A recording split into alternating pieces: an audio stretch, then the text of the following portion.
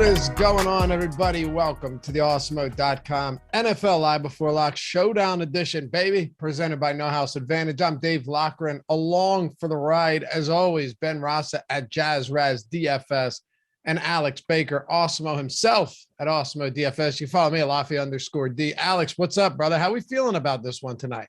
What's up? Yeah, this one, I think I've seen a lot of people talking about this. Two of the teams that didn't beat the Detroit Lions facing off tonight. That's a classic Thursday night football matchup. So what's better?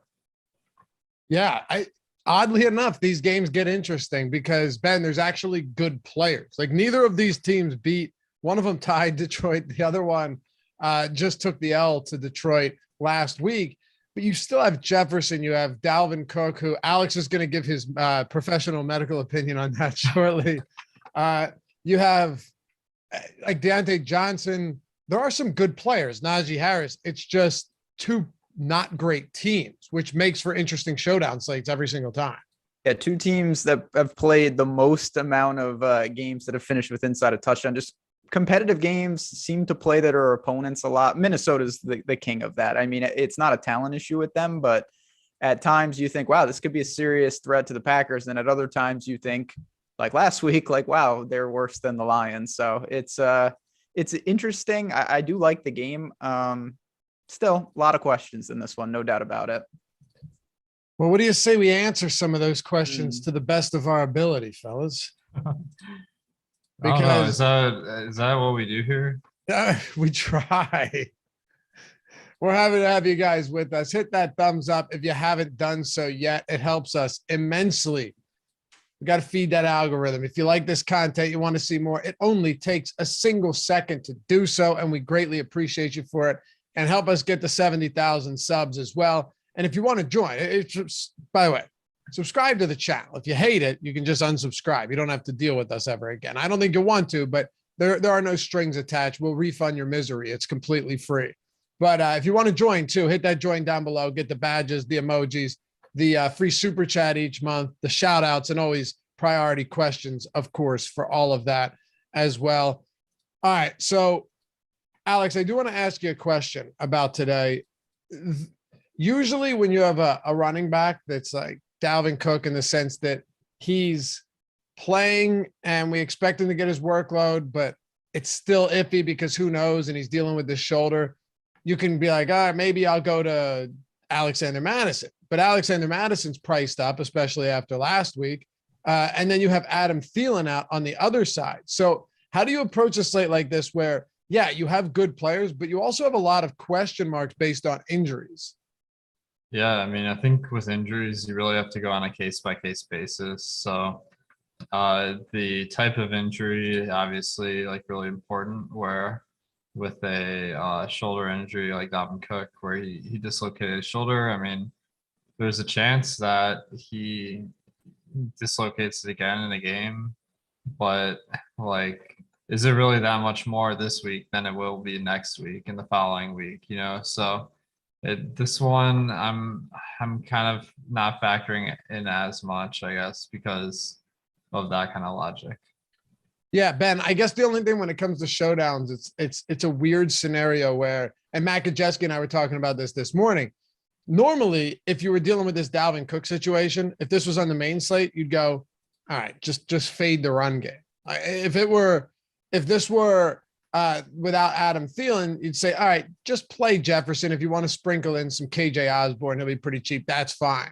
But you're not looking at what is it, Smith Dorsett or D.D. Westbrook on a main slate. Person. And yeah, right. Or Ray McLeod. Those just aren't guys you're considering ever. No, I mean, yes, it is different. And certainly this Dalvin Cook situation, I'll be honest, I've gone back and forth with it because there's a part of me that says, like, okay, if he's completely fine, you can leverage him. You can use him as a captain. Obviously, this is still Dalvin Cook. There's another part of me that just says, like, they've got Alexander Madison, who's filled in admirably right behind him. If the game is even remotely out of hand, there's just so many scenarios where it's a gray area. I think you would logically think they'll err on the side of caution with Dalvin Cook. So it's not like these are cheap guys, talking about a main slate. A lot of times we're talking about value. Here it's totally different. These are expensive players. So in that regard, I am a little concerned about it just because of that. But there's no doubt that Dalvin Cook, and he's done this before, he's worn, a harness and had an absolutely monster game with serious workload. So we know it can be done, but of course there's added unknowns when you have a situation like this. Yeah, and another wrinkle in all of that, that was a playoff game too. So the one you're talking about was this a might playoff as game. well be, though, to be honest. That's true. They need this is it. They need to win what to get to be in a decent position. 4 of 5, I think, is pretty clearly what they need to do, and you got to get this one. For sure. Twisted Reality Gaming. I did acknowledge your super chat. I will get to that shortly, but out of the gate, I can't just be giving away everything when we have a show. We got a format here. I appreciate it. I saw it. Don't worry. But I will definitely, you know what? Fuck it. I'll just get to it because I'll probably forget later. Alex, he said, we all know Alex Baker has 100 lineups with Captain Boswell. Anyway, would you captain Jefferson or Cook tonight? I don't know if that's single entry, if it's cash, if it's tournament, but your preference without much context. Well, both are excellent choices. I guess my personal preference would be Cook. Here's the way I'm thinking of this is that the chance of re-injury isn't really correlated at all with the workload. Like it could happen on a random play or not at all, but it's not like he's going to aggravate his shoulder because he ran the ball 25 times instead of 20. So at least that's my take on it. I think Cook will be a little bit less popular because of the question mark. So kind of like gambling on him. Talk about the Steelers. Ben Roethlisberger. If you're just PFF grades from a DFS standpoint, you don't want to look too far into that. But I do find it interesting that the 4 quarterbacks that grade out worse than Ben Roethlisberger this year are Trevor Lawrence, Zach Wilson, Davis Mills, and Tyrod Taylor. Not great. But at the same time, how much does it matter on a showdown slate when you only have 2 of these guys on there? And neither of them are massive upside quarterbacks. Of course, Kirk Cousins has actually been pretty decent this year, but he's got a pretty low floor as well. Let's start with Roethlisberger and work our way through these pass catchers because Deontay Johnson's 4th in the league in targets this year, and he's probably going to rack up another double-digit workload again today through the air. Yeah, I mean, that's the obvious connection right now, and it's not, there was a time last year where the Steelers had to throw the ball like 50 times a game no matter what. It's not to that level, but at the same time, you're pretty much budgeting in 30+ pass attempts in every game script. He's only going under that number once this entire year. He's not great. I think we all see that, but certainly I think I'll get right to it. I think the Steelers are going to be behind in this game. So I think the volume is going to be there for Big Ben. On raw points, he can get there. Certainly Deontay Johnson, you have to think is going to be the true alpha. Double-digit targets seems like a foregone conclusion no matter what the game script is. And then you've got, Freiermuth and Claypool and some of these guys as secondary plays who are firmly in this offense. So it's hard to say that you can't, you summed it up, Laffy. It's a showdown slate. We have to talk about the quarterbacks, even if they are struggling. You got the Vikings tonight. You betting you lay in the 3.5? So I got 3. We talked about this on Awesemo odds. Okay. This afternoon. Obviously, I wanted 3. I'm still okay with 3.5. It's a worse number, of course, but I do think the Vikings at home bounce back in a big way tonight. All right. Yeah, I mean, they got to not be happy about losing to the Lions. The Steelers aren't particularly good. They're down their one of their top corners, really their top. This could get ugly for them. The only difference is what happens with guys like Thielen being out with a 23% target share. And I guess Cook doesn't matter all that much because you could argue that Madison's been better than him when healthy anyway this season. But Alex, Ben Roethlisberger is actually, and I know you have a prop to hit on that's a really solid one that I like quite a bit. Ben Roethlisberger hasn't even been that inefficient in terms of just completing passes. He just can't complete much downfield anymore. And he's got a super low ADOT this season. but he's throwing a decent amount and he's completing a lot of them. It's just a lot of dink and dunk and kind of short yardage stuff that's trying to methodically move the ball downfield instead of these big explosive plays. And they don't have explosive plays in the run game either. Yeah, totally. I think you see that a lot of times with some of the higher volume passing teams, the ADOT, like basically they're replacing some of those early down rushing attempts with early down passing attempts. It makes a lot of sense for Pittsburgh to do that because they're just like the absolute worst at rushing the ball, even though they have a talented young running back. They've averaged less than 4 yards per carry this year, and they didn't do much better the previous year. So it's just like, it's why Ben has to throw so much. That being said, it is a dome, which is an upgrade for the Pittsburgh Steelers offense. So I do think on average, you're going to see a little bit more production out of the Steelers pass game than just an average week. What are you doing with the completions for Roethlisberger today?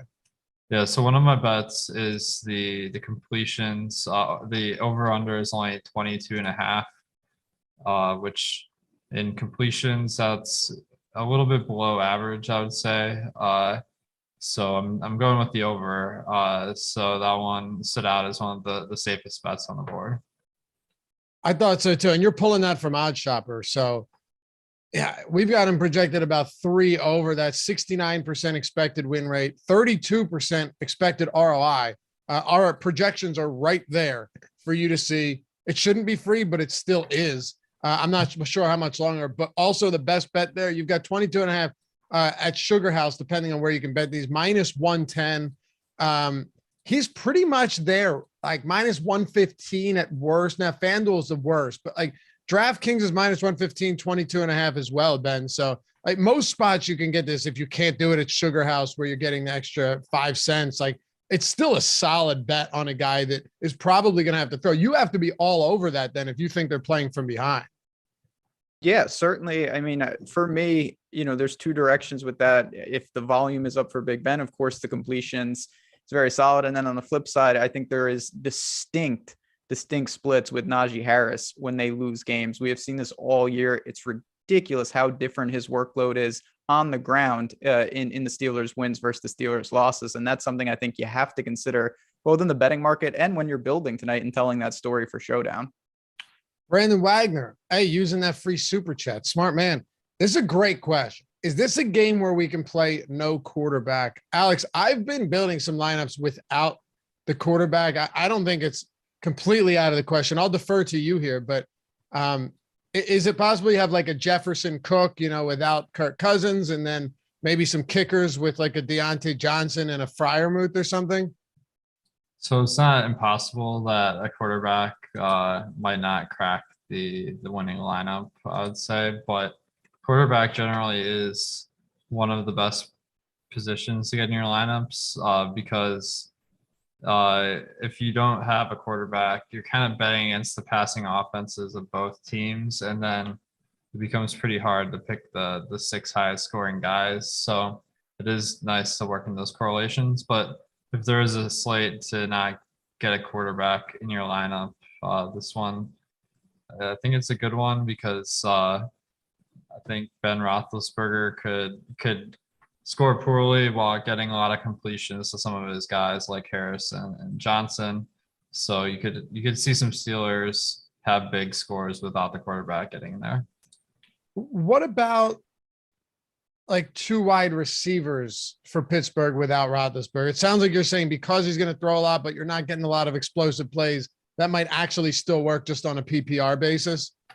The more wide receivers you get in there, the worse it's going to be, like, because it just becomes a narrower path to success where you got to get, like, if they're getting there on yards and completions, like you're thinking maybe like 6 for 60 or better. So that has, I mean, that would be a lot of points for Roethlisberger, but you have to like count on there's no touchdown, like, etc. So you just don't want to put yourself in a position where a very specific thing has to happen. All right, Ben, let's talk about Deontay Johnson a little bit here. You've got absurd volume from him this year, a target share north of 32% this season. And if you want to talk about maybe the most concentrated red zone target share that you're going to find, it is maybe on this Steelers team. I mean, this is since Juju went down, right? So since week 6, Deontay Johnson at 24%, Freiermuth at 31, Claypool at 24. So you're talking like 80% of red zone targets have gone to 3 different players this season. We can start with Deontay Johnson though, just given that he's the clear alpha in this offense. Yeah, I mean, I don't know if there's a ton to say. This guy is commanding massive target share regardless, and it's just a guy full PPR. He racks up a ton of points. You guys were just talking about that. You know, the touchdowns have come in recent weeks, but even when he doesn't, he gives you such a high floor just because of the nature of how he operates in this offense that it's hard not to like him in this game, regardless of, you know, like I said, I like the Vikings in the game. He should be busy regardless, and I think that you can captain him. You can really do anything. He's probably one of, to me, the most, like, I don't want to say free squares, that's not the right word, but most flexible options in the sense that all different types of lineups, I feel like you can slide him in and feel pretty good about it. Where are you at on guys like Chase Claypool that would be amazing with a quarterback that could throw downfield, but still, I mean, it's not like he doesn't have a ceiling. It's just, he has a much lower floor than Johnson. Yeah. You know, again, the guy's extreme athlete. We saw him run crazy hot for stretches with touchdowns, and that's regressed. He's someone that I think that if he has a big game, I'm much more likely to actually put in Big Ben in my lineup, where I think Deontay Johnson, he could have 12 catches, and if he doesn't score, maybe the offense stalls. But Claypool to me is more touchdown dependent. Obviously, if he catches a touchdown, Big Ben now has one. So more of a boom bust, more of a red zone target, but I'd say clearly a lower floor than a guy like Deontay Johnson. Are you looking to captain Roethlisberger in a lot of spots, Alex, from what you've got right now? I like captaining him just because the last Steelers showdown slate we had, he was the lowest owned quarterback of all showdown history, I heard. So really? Like, yeah, and especially in captain, I think he was like 2 or 3% Wow. captain. So it's not very difficult to see a scenario where he outscores all the other Pittsburgh guys if he just throws 3 touchdowns all the different guys or something like that. So I do kind of like some Ben at captain. So that was I think that was the Seahawks game. Am I right? Anyone remember Seahawks? No. I wiped that from my memory if I saw that. No, it was. I'm pretty. Chat will tell me if I'm wrong. They will not hesitate. I think it was the Seahawks game. The crazy thing too, though, Alex, is he's the 1, 2, 3, 4, 5, 6. Like on DraftKings at least, he's the 7th highest priced player, which is not unprecedented. I'm sure we've had a Davis Mills type situation or just an overall bad backup quarterback, but the 7th highest priced player at the quarterback position, that's pretty unusual. It's not even expensive to captain it. Oh yeah, totally. Like he's deservedly got a low salary because he doesn't really add much beyond just passing. So only averaged 15 points per game. That's one of the weaker quarterbacks, quarterback averages in the league. But there is a reason to believe that he's going to do better today just because it is the dome, good conditions, and I don't think the Vikings defense is really a standout. So I know it's not the most exciting guy to take, but it's showdown. We got to work with what we got. Yes, we do. I'm being told it was the Chargers, but that's a different one. If that was the one you were talking about, because there was another one. They played another primetime game. That's the one I was thinking of earlier in the season. I thought that's what you were referring to. I didn't know it was the Chargers one, but yeah, the Chargers one was crazy. I checked. They played Seattle on primetime, I think. Ben, Freiermuth has been pretty good since Juju went down. And I'm just using that because Juju was a focal point, and actually someone they used in the red zone quite a bit. You're without Ebron as well in the IR, but since week 6, Freiermuth has a 31% target share in the red zone, which is just a wild number. I mean, tight end, sure, you can get that, but you've never really seen that with, I guess you could say Ebron probably had a significant one back in his better days, but yeah, 31%. 17% target share in general since then. And he's just been good. I think it's a reasonable price, mid-range price point on a guy like Freiermuth, who, if you're looking for someone to get into the end zone on a potential low scoring game with a 44.5 total, he could be your guy. I like him a lot tonight. Yeah. Again, though, I think that's where if you go to Freiermuth, much more likely to play Big Ben. It's a really strong correlation because his value is coming from red zone targets, which are going to equate to touchdowns. Like, it's hard to think of many scenarios where Freiermuth is useful if he doesn't score a touchdown. He just doesn't have that type of volume traditionally. He's a red zone threat and he's a really good player. So I don't mind building like that at all. You just have to maximize those targets. And so far he has. That's a massive, massive red zone target share. It's huge. And I like the over 3.5 receptions for Freiermuth today. There's a couple reasons for it, but one of the big ones is just, and it's kind of simple. The guy has, he has gone over that in 6 of his last 7 games. And the only one he didn't go over was 3 receptions. He's getting the opportunities. As Alex and I pointed out earlier, Ben Roethlisberger is not exactly throwing these long, difficult targets. So if I'm not going for yardage on Freiermuth, I'd much rather go for the receptions, where these are pretty easy receptions. They're not deep downfield. You pick them up and then you hope that you can create some yards after the catch. Odd Shopper is all about this one too. Last I looked, 63% expected win rate. We haven't projected for almost 4.5 receptions on the day. So about 1 over what he's got at what he's projected at. So give me that for sure. Over 3.5 receptions for Pat Freiermuth. I think he'll be active tonight and pretty involved. And I do think that they can't run the football. I know that. I don't think they can't run the football. So assuming that Ben has to throw heavily again, I don't need the yardage. Give me the receptions over 3.5 there. And I like him pretty much everywhere else as well. Alex, what are you doing with the tight end position for Pittsburgh? Well, I think that Freiermuth definitely is a guy that we should be considering as well. I mean, he's been out there about 3/4 of the time since Brown's been injured. Gets targeted a reasonable amount, and I mean, this part I'm not factoring in, but it's Showdown. The tight ends always get there, so I think Freiermuth's a pretty good option.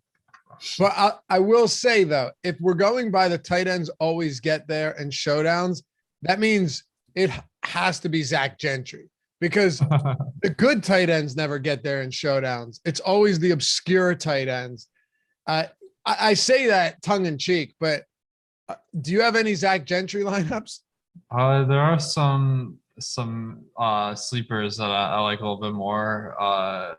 Let's look at his snap counts. So last week Gentry was at 26% of dropbacks, which actually not bad. I think he's playable. So I think he's not a terrible option. Got targeted 14% of the time out there. So you could play some Gentry.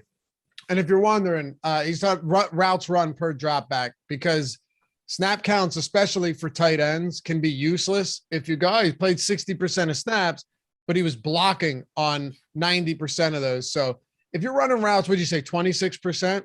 Yep.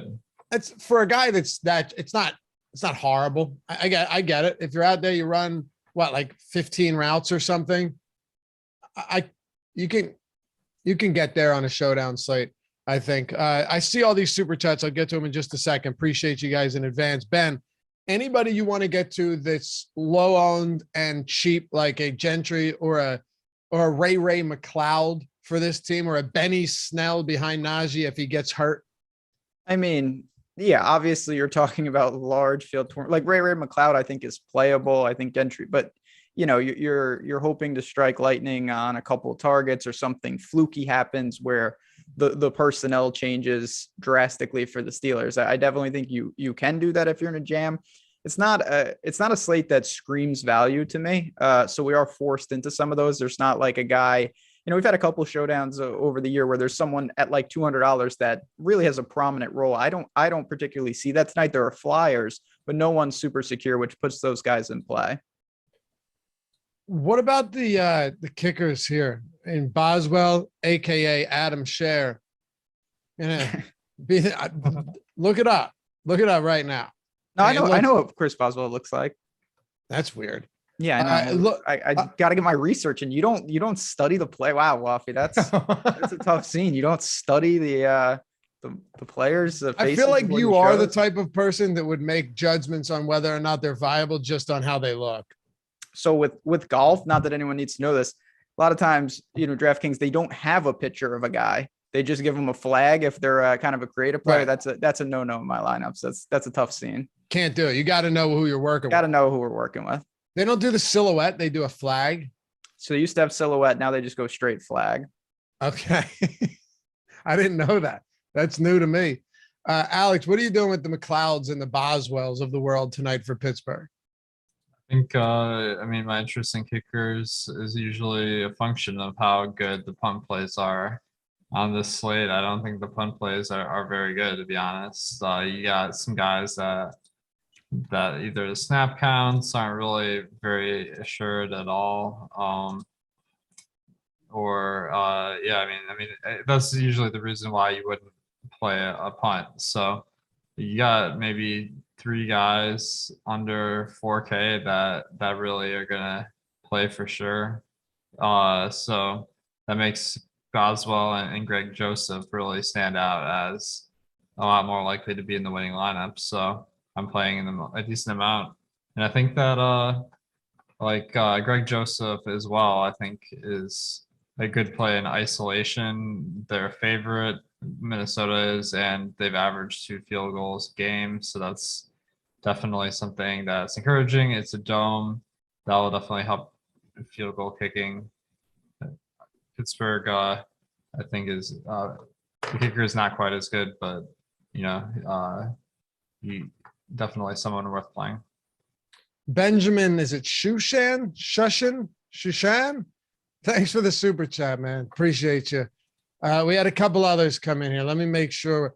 Jake Statler says Alex Baker is the Bobby Axelrod of DFS. That's it. That's a compliment. A little Billions reference there. Good show. And Jordan Lockhart, Luffy and Greg.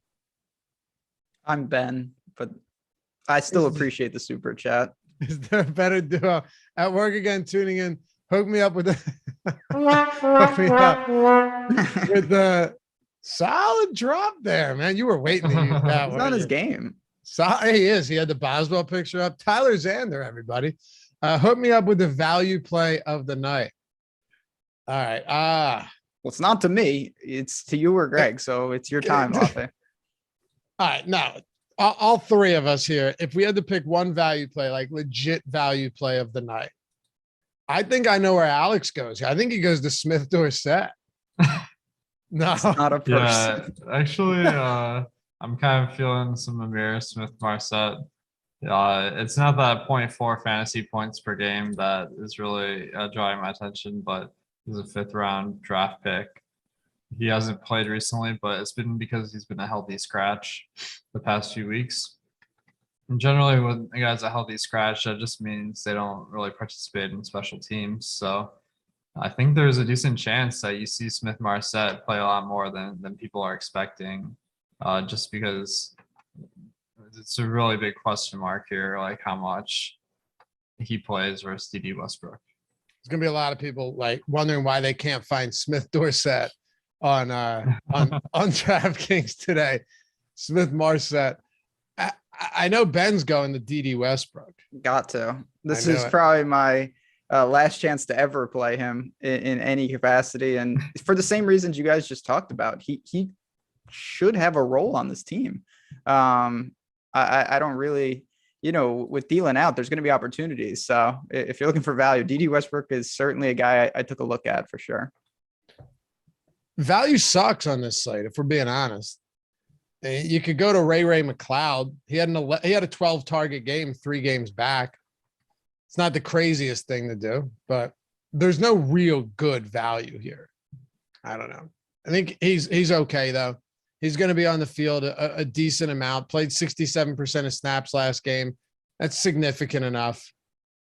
We'll see. Thanks for the super chat though, Jordan. And we had one more, I thought. Steven with the free super chat, member for 2 months. What's up, bro? Would you captain any low price guys like McLeod? Alex, good question. I want to expand that though, not just to the really cheap guys, but would you be captaining any guys like Osborne and Freiermuth and those type of players tonight?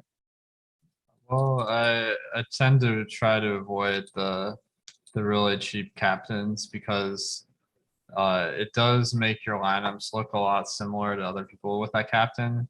When I was looking at Showdown in the past, I found that the number of times your lineup is duplicated doesn't really have much connection to how popular the captain is. So in general, I think you're better off picking a captain that's just kind of a top 10 projected player.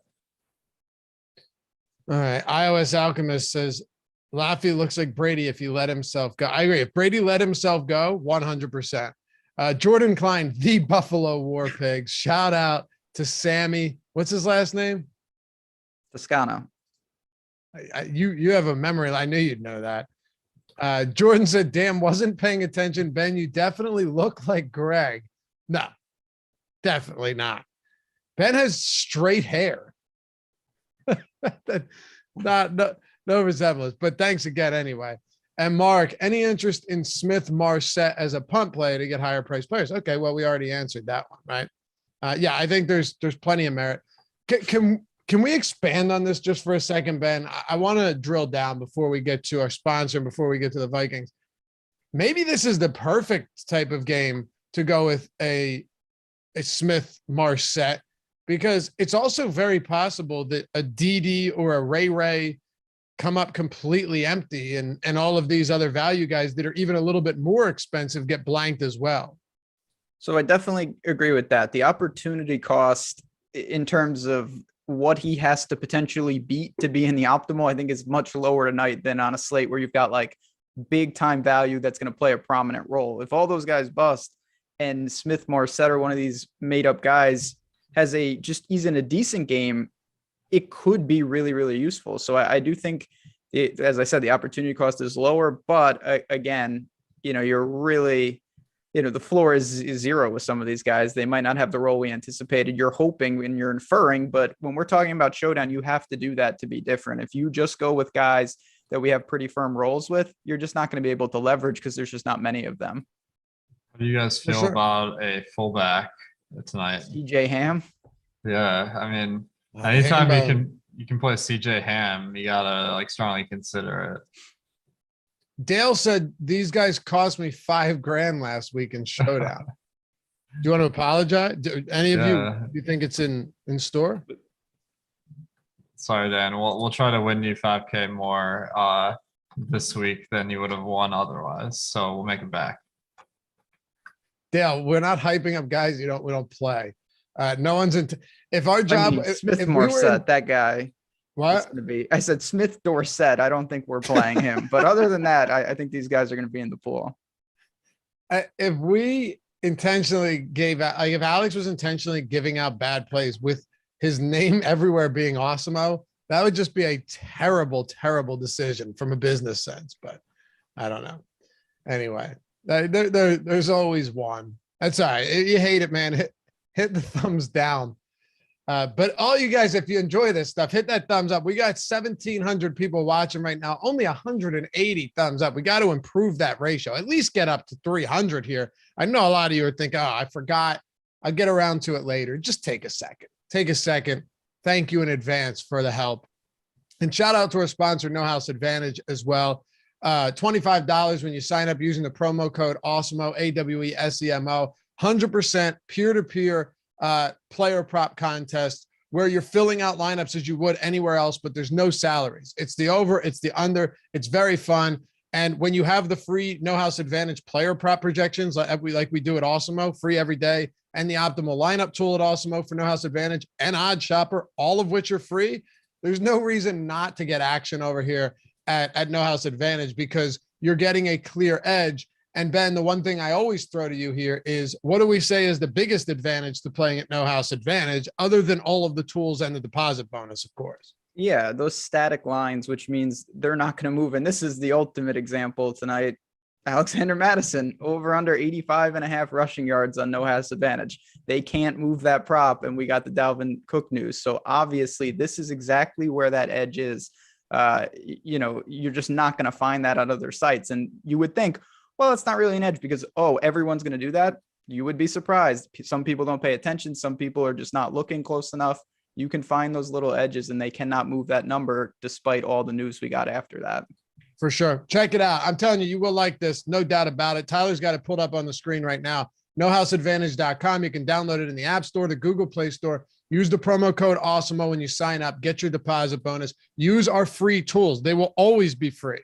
Always. The player prop projections, the optimal lineup tool. Alex, I know you developed them specifically for. We developed them specifically for No House Advantage. So make sure to get in on that. Check it out, nohouseadvantage.com. And Dale, I'm not mocking you, but you make your own lineups, man. We're sitting here, doing what we can to provide the best information to the best of our knowledge. Sometimes it doesn't work. And J-Ro from the top ropes. Thanks, guys, for winning me $16K last night in the Showdown slate. Best takes in the business. You should be Thanks blaming for that guy. He took all the money. What do you want us to do? Yeah, blame it on J-Ro. He's got your 5Gs, my man. J-Ro, Venmo him 5K after taxes. But thanks, man. Appreciate it. And that's awesome. Congratulations. I don't know if you already did, but send in that screenshot to the Hall of Fame. All right. Where are we at? Vikings, Alex, Kirk Cousins.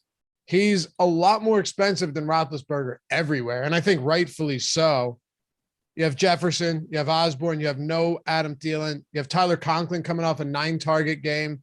What are we doing with Cousins, and how much captain do you have of him today? I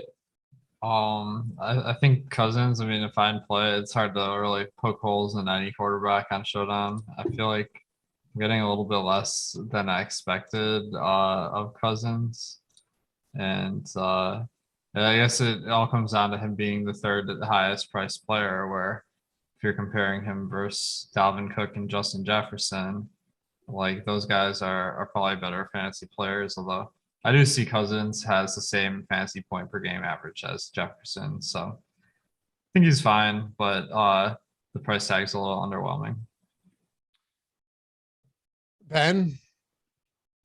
Yeah, I mean, obviously he's in a pretty good spot. He throws the ball a lot. The game script, I think maybe won't be the best if they get up ahead, but if they do, he could do a lot of damage early. And I still think that certainly Cousins' price isn't perfect, but it's good enough. I'm using him a lot. Pretty obvious play. So he's the quarterback of the team that's favorite at home. And I think that the Steelers defense, for a lot of different reasons, is not, name recognition. Take that out of it. They're not a great team. I'm not worried about them stifling this offense. I'm not either. And I think I do want to ask you about something else, Ben. When you look at somebody in this secondary, like Joe Hayden being inactive, is that something that stands out to you as just another element of this defense that makes them worse than they've already been? It has to, right? Absolutely. I mean, it's not just that, the Vikings, we didn't really speak to this, but they're getting healthier. They're bringing back several starters on the defensive side who didn't play last week. And for the Steelers, they've got some serious issues, particularly, and we've talked about this last couple of weeks, their run defense is non-existent. That is so surprising to me, but they have been absolutely gashed on the ground. And you mentioned some of the losses in the secondary. I do think Minnesota will have some plus opportunities, even without Thielen. Obviously, Jefferson and some of these other guys are going to need to step up, but I think they will. All right. So Alex, let's talk about Jefferson. Him and Thielen have a combined like 50% target share this season. So you take Thielen out, 23% target share, wipes off the board. Jefferson's already getting inundated with targets every single week. Do you see a significant uptick in targets for him, or do you think Thielen's targets are distributed elsewhere, if you know what I mean? That's always one of the tougher things to predict. So, on the year, Thielen is at a 20% target share when he's on the field, which is significant.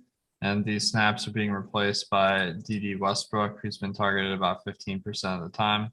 So that's about a 5% difference that's going to be distributed to other players. So it might make a small, marginal difference for Jefferson. I think the big question for me is, Thielen is known for getting all these red zone targets. So that's going to have to be some other guys getting those red zone targets. which are pretty valuable. So I think that's kind of a bump to everyone. Ben, this morning I was explaining the Mandela effect to our friend Matt Gajeski. You're familiar, right? The what? You don't know the Mandela effect? You know the capital of every country in the The world. Nelson Mandela effect? No, Alex, you know what the Mandela effect is, right? Definitely. Yeah. Wow. Okay. I feel out of the loop. Tyler, do you know? It's when everyone collectively like realizes that everyone thinks that something happened, but it never happened. Exactly. And the reason it's called the Mandela effect is because people have this vivid memory of Nelson Mandela dying in the 80s, when really he didn't die until much after that, a long I time thought you were after. going to say he's still alive, and I was going to say No, you're right. no, This is a no. real effect because I thought he was dead. So, Okay. Yeah, no. So essentially, like, one of them is the Chick-fil-A. How do you spell Chick-fil-A? Everyone thinks it's spelled differently than it actually is. There's a lot of them. I won't go down the rabbit hole, right? But I think for me, I guess it wouldn't make sense. For most people, and Matt agreed with me, how many touchdowns do you think Tyler Conklin has this year? 0. Oh, see. It's just because I knew you wouldn't ask. Yeah. I thought he was leading the league in touchdowns. Thank you, Alex. That's exactly what I was trying to set up. No, I felt like Tyler Conklin actually had a decent amount of touchdowns. He only has 2 games where he scored all season, and one of them was a 2-touchdown game. Aside from that, he's been essentially unused in that aspect. But do you think that he benefits, Ben? And this is a very roundabout way of asking this question. I'm glad we educated you, though. Do you think this is a spot where Conklin, a tight end who can be used there, will benefit the most in the red zone if it's not obviously Jefferson, who already leads the team in red zone targets? Certainly, I think that makes a ton of logical sense. You can get a boost in targets, but specifically, you look at Freiermuth on the other side. The Steelers have utilized him a ton in the red zone, tight ends, big bodies. I think Conklin could step up. We just got a super chat very related to this, so I'm just going to loop it in with Herndon. I don't think that's crazy at all to think that the personnel, I was looking with D.D. Westbrook about Minnesota really doesn't run a ton of 3 wide receivers. I don't think that makes them unplayable by any stretch, but there's a lot of opportunities there for other tight ends to get in the mix. But Conklin, you have to figure will at least get a boost because of the Thielen news. Alex, what do you think of Conklin? I think Conklin is for sure a good play. I mean, he's out there about 3/4 of plays, and you mentioned the touchdown thing. That definitely could change because tight ends do tend to get targeted in the red zone more often than other positions, and Thielen being out should help that as well. So I think Conklin's a good play. And then I'm pretty much looking at anyone that's going to be on the field. Chris Herndon has been on the field about 20% of the time. So not someone that's had any big games yet, but you really need to get this guy right in that like bottom tier price range. So I think like even if a guy got like 4 or 5 points, that could be enough for a takedown tonight. We had a question. Are you running any double kicker lineups?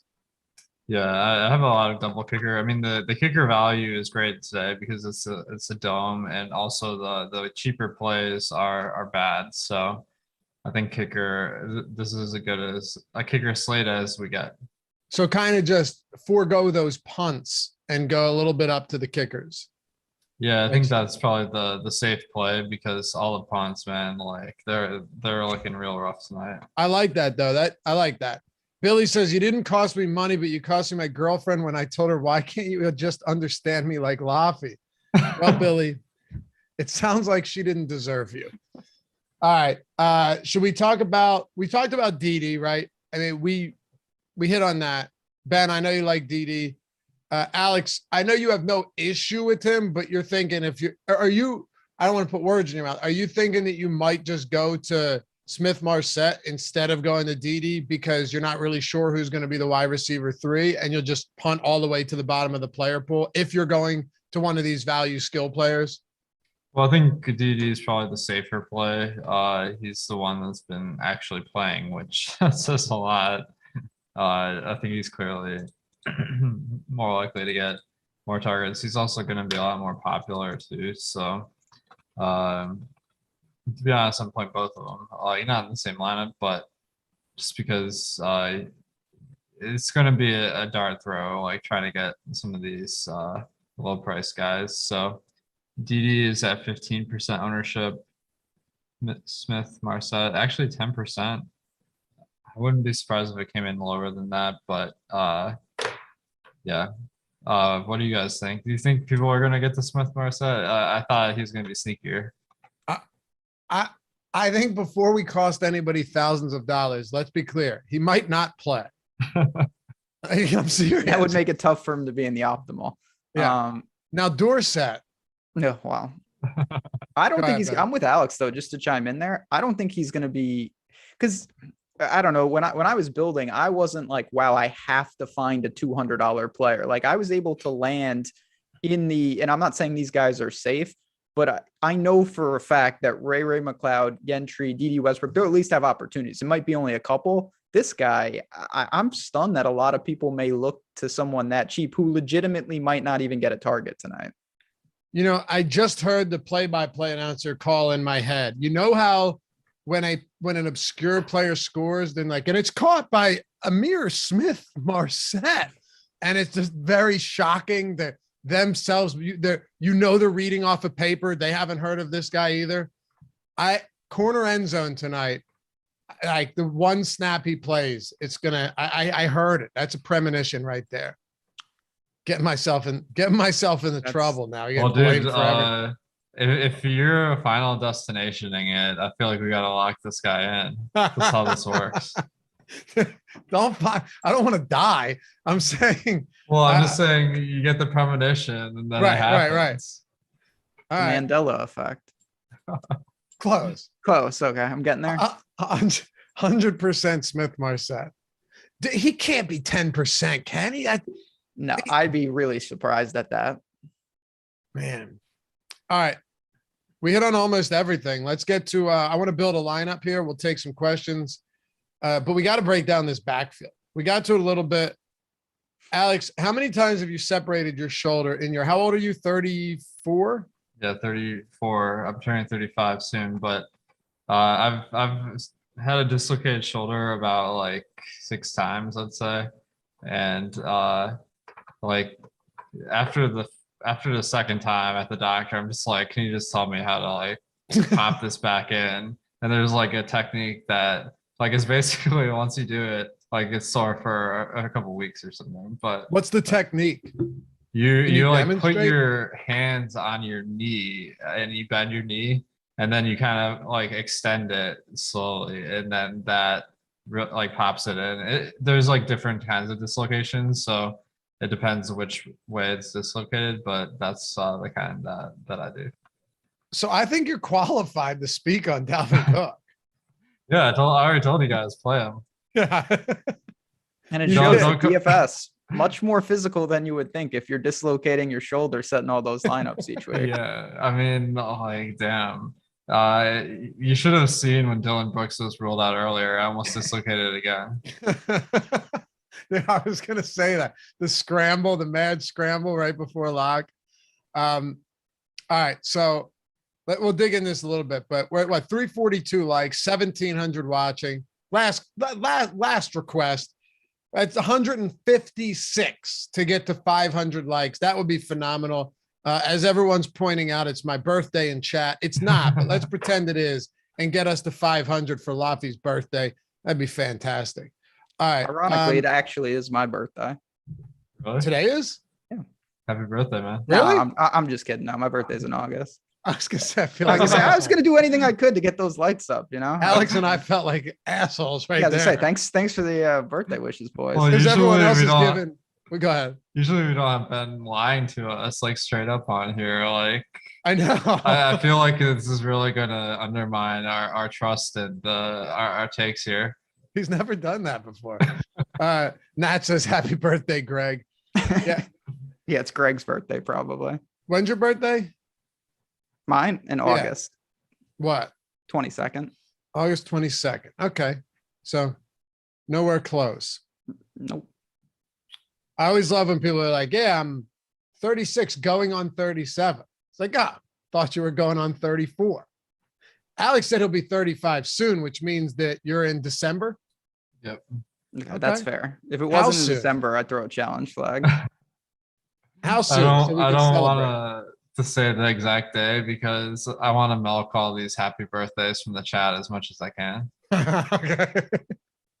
I can appreciate that.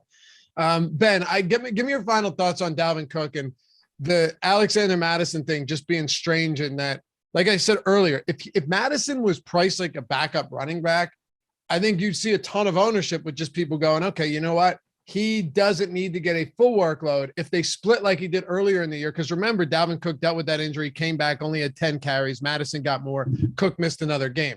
Granted, different injury, entirely different situation. But Madison's priced like a starter. So that is clearly going to pull his ownership down across the board. Is it worth saying you want to take the shot, or is it not worth it at that price point? Yeah, so I think you brought up the point. Normally in a situation like this, we can talk about maybe combining them and whatnot, but you're just paying such a hefty sum if you're capturing all of the rushing. My thought with Dalvin Cook is if you're going to do it, I almost feel like go for it and put him at captain, because if he does get hurt or he's limited, whether he's your captain or in your flex, you're probably toast. It doesn't really matter at that point. If he gets the full workload, well, he's a really good captain. Then that is when you're going to want him. So to me, with Dalvin Cook, it's all or nothing in a lot of situations. Either go for it or maybe try to fade and hope that he is limited because of the injury and some of these other guys step up. Yeah. Yeah. Alex, any thoughts on Madison? Yeah, I think Adam Schefter, I mean, he said Dalvin Cook's getting the workload. So whenever Adam Schefter says something, I usually trust it. If it doesn't work out, I'll just go to Twitter and be like, Adam Schefter, you cost me $5,000. But I knew that was coming. yeah, I think just berate him for yeah, exactly. I think that if you play Madison, it's not like the craziest thing. But yeah, I think like I would even consider playing him with Cook, like because no one's gonna want to do that. And if Minnesota runs the ball like for the majority of the game, which is definitely possible, that could pay off. But I think he's all right. Like let's see, 9,800. That's a lot. I don't know. What do you guys think? I think it's a lot. It is a lot. It's because the problem I have here is when you look at his price compared to some of the, he's 200 less than Najee, and Najee Harris is really struggling running behind that line. But you're pretty much locking in 20 plus touches for Najee every week, right? Like Deontay Johnson's going to get 10 plus targets most of the time. I don't know. It's just a really tough price point for me to get to. Unless you think the super low ownership here is worth it, Alex. I don't know. Or Ben. Go ahead. I mean, I'm not sure exactly what you're even drawing to if you play Madison, to be honest, because he can't, even if he gets more than you assume, you have to play really well at that price point. It can't just be a middling game. He needs a full workload. And even if I knew he was going to have a full workload, it wouldn't be a plug and play by any stretch. He would just be firmly in play. So it's like, I think that's pretty tough ask for me. I just allocated my salary differently tonight. Okay. Do we have any super chats that I missed, Tyler? If we did, let me know. No. D. Owens, Herndon, punt. Maybe they run more 2 tight end sets. I mean, didn't he have like Herndon the 4th? I feel like they got rid of that. A little IV. Yeah, well, IV action. Yeah, past to Herndon. I don't know. What did he play last game? He's been averaging about running routes on about 20% of plays. They could do 2 tight end sets more with dealing out. And they did 2 tight end sets a lot when they had Rudolph and oh man, what was that guy's name that he had the like preseason injury anyway? Yeah, the Irv Smith. Irv Smith. Thank you. Yeah. I was gonna say the one everyone was super excited about. Yeah, the one that screwed us in best ball. I That think guy. that they have it in the playbook, so that wouldn't be surprising at all if Herndon plays more than he has been. Okay. So good question, D Owens. That and you know what? Random tight ends on showdowns. It's definitely doable. We had a question from one of our premium members as well. Tyler, by the way, we are okay. We're good. Never mind. I thought I had Hall of Fame in here, but we don't. So we're good. I did that twice today already. We're straight. I'd say if I could find this, I would answer it. Oh, here we go. In our premium Discord, FanDuel question, Harris and Conklin or Deontay Johnson and Freiermuth? Well, do you have Ben in that lineup, first of all? That would be probably an important question to ask if you have both of the pass catchers for pitch. Let me know and we'll answer that.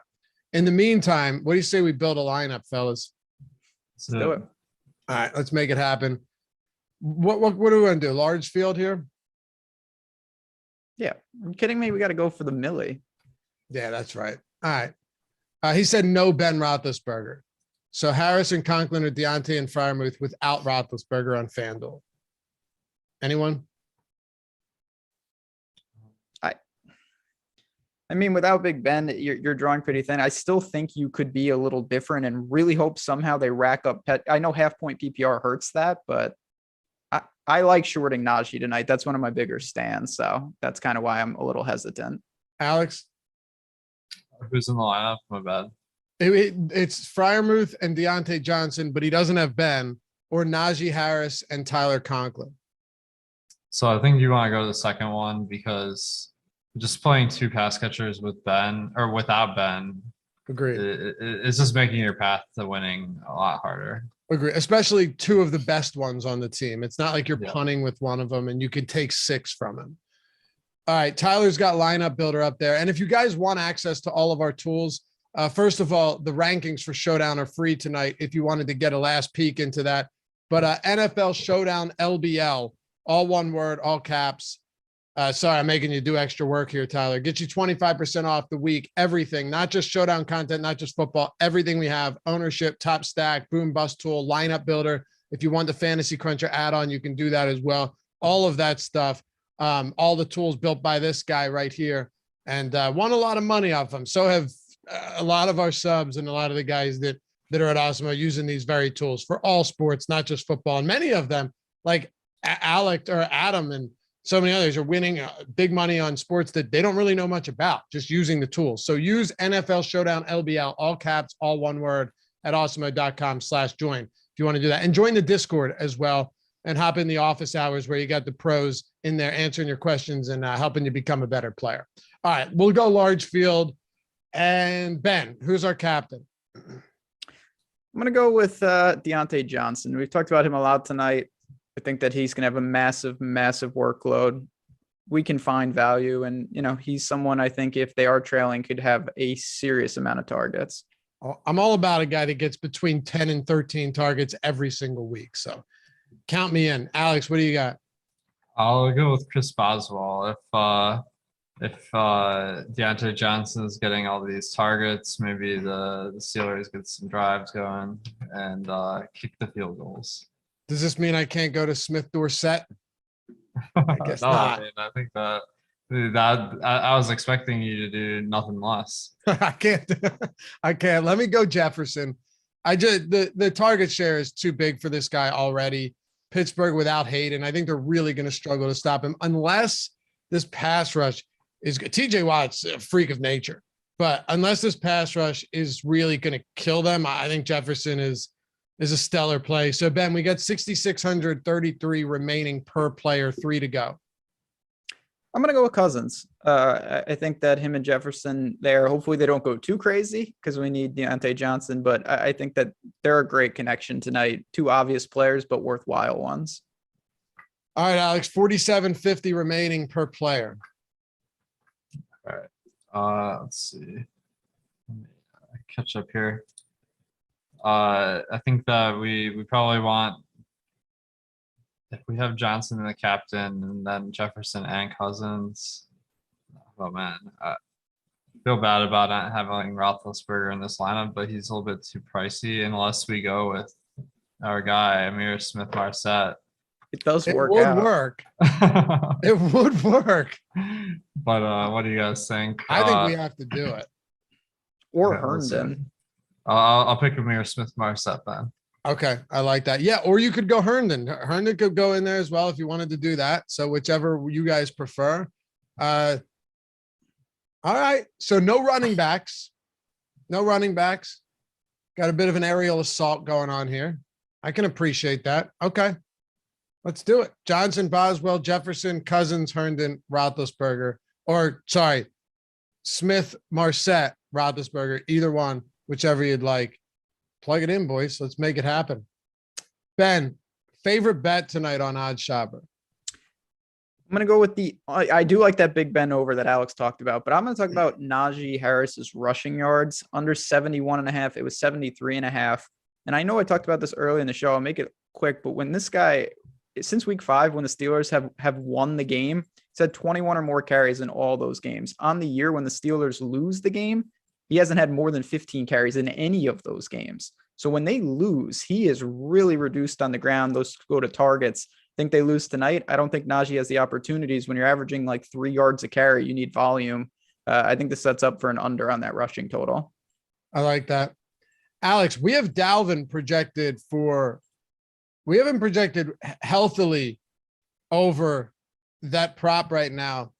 How do you feel about that? I mean, you have to, given where you stand right now on Dalvin Cook, just feeling like, you know what, he'll get his workload. We have him 24% expected ROI on and 88.9 yards rushing on a 63.5 yard rushing prop with not a ton of juice to the over. I like it. I just threw down a bet on the Dalvin Cook over because I just like, it doesn't really make sense why they would limit him to like say half the carries, because his injury is not one that's going to get worse with each subsequent carry. It's going to either be fine or it's going to get re-injured. So I don't see a ton of like chance that he like really is limited to that. I like it. And I'll go with Freiermuth over 3.5 receptions here. He's just been very consistent, and I think he'll be an integral part in this offense once again, especially with Ebron on the IR over the past couple of weeks. Let me get that. Anyway, if you guys have any questions, we have 2 minutes. Last second questions, comments, anything you want.